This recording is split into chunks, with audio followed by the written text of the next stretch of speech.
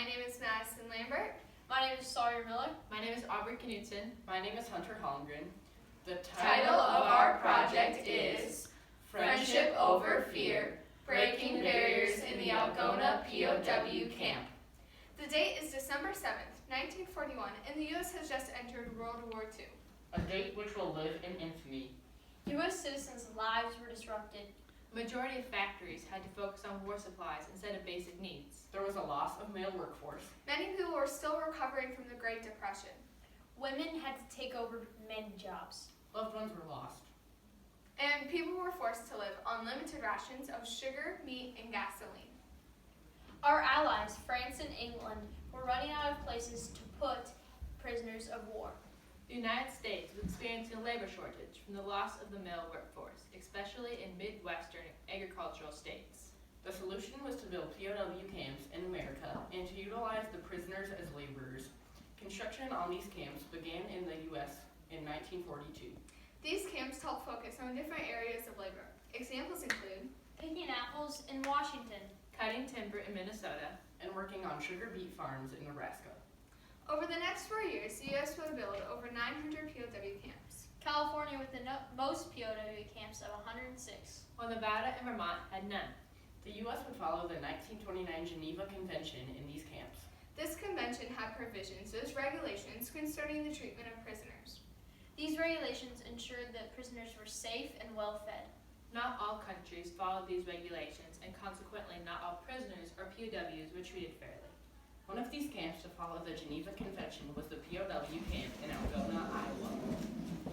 The citizens of Algona each had their own opinions on the upcoming camp and the incoming prisoners. I can't believe they're letting those monsters into our town. Well, you might see them as monsters, but I'm told they're going to help us out greatly. Now don't be like that. With all the people off to war, we're going to need as much help as we can get on the farms.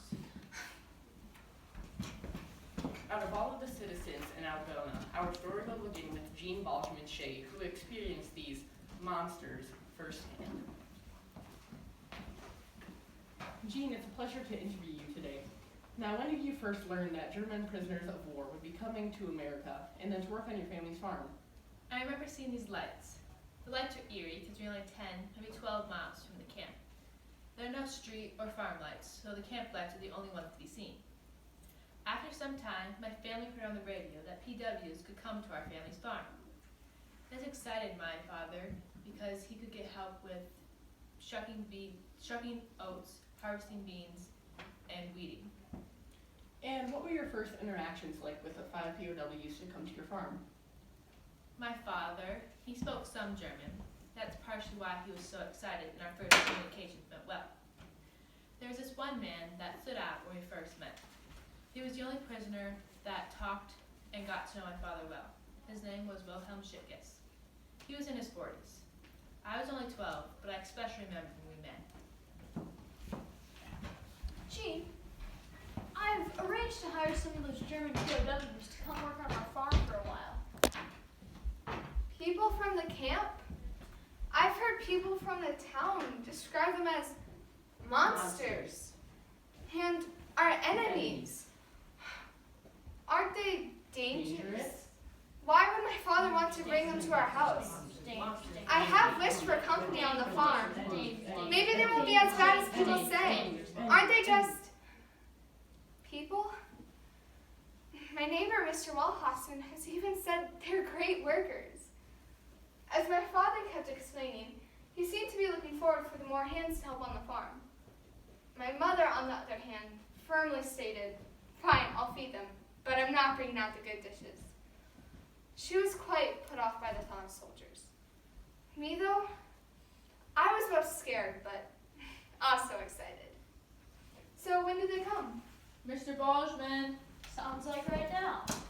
Hello, I'm Sergeant Melvin Yetmore. Mr. Balchman, That's me. I'm here to deliver the 5 men who'll be working on your farm.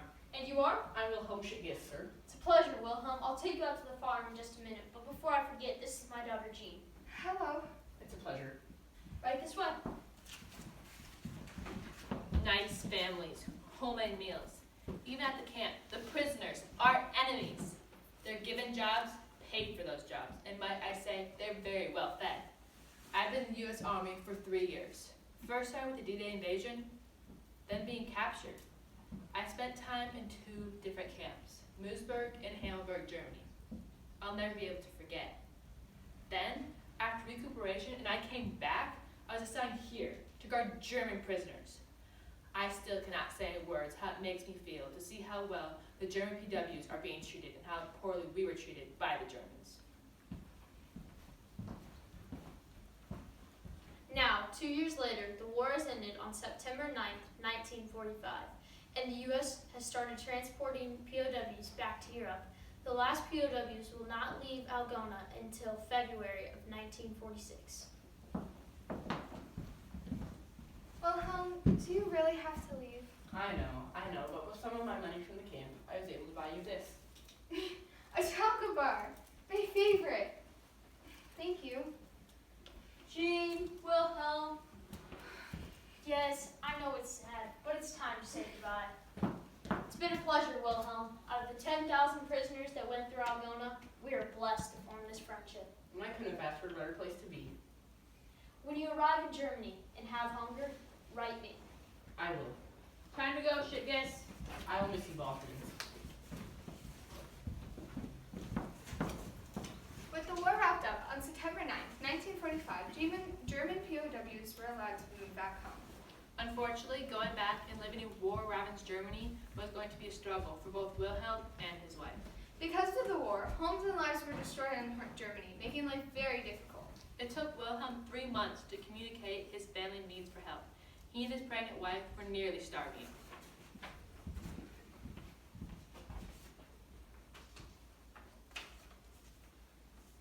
A letter from Germany?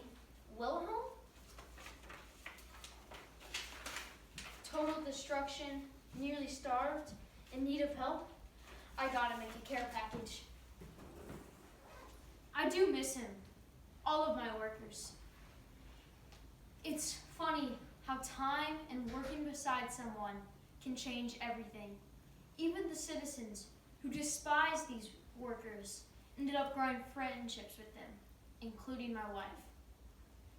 It's sad to say that they were once viewed as monsters. This was meant for Jean, but she would want Wilhelm to have it.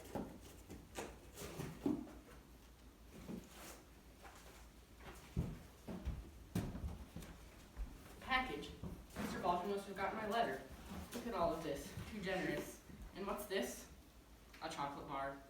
I still can't believe the kindness of the Baldwins. The result was so great that nowadays our gratefulness and joy cannot be described again. This parcel and the 9 more that would come over the years helped us to overcome a bad time. And all of that to a PW, a former enemy.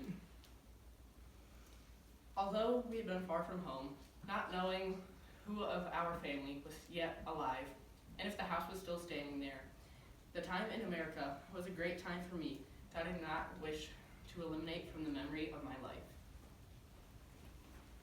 The communications and care packages continued for many years. Then, on April 29th, 1987, Jean received a letter from Wilhelm.